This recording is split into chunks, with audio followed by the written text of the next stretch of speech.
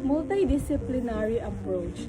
A multidisciplinary approach involves different disciplines working on the same problem, but each stays within their own field. They do not deeply integrate their ideas, but they simply contribute their expertise separately. For instance, the topic is all about climate change. So first, a biologist study the effect on animals. Second, economists analyze financial impact. Third one is a political scientist examine government policies, wherein each discipline gives input but they do not combine methods and theories. Interdisciplinary approach, it is involved combining and integrating knowledge and methods from different disciplines to create a coordinated solution or understanding.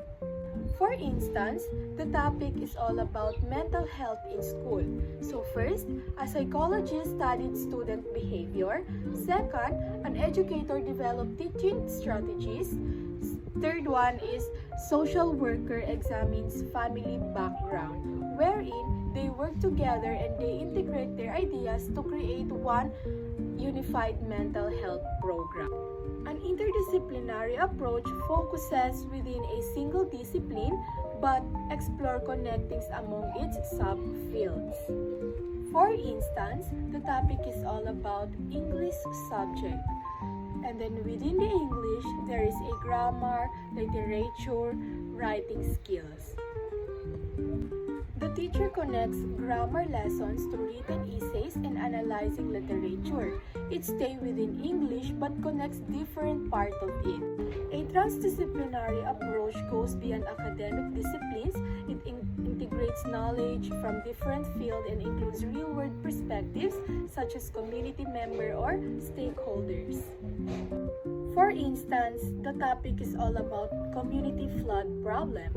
So, engineers design drainage system, environmental scientists study water flow, local residents share experiences of flooding, government officials create policies.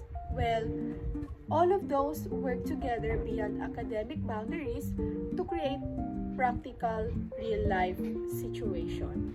So, the key differences is that in multidisciplinary, it involves many disciplines, while in interdisciplinary, disciplines that combines ideas, and interdisciplinary within one discipline only, and transdisciplinary, it is beyond discipline and real-world participation.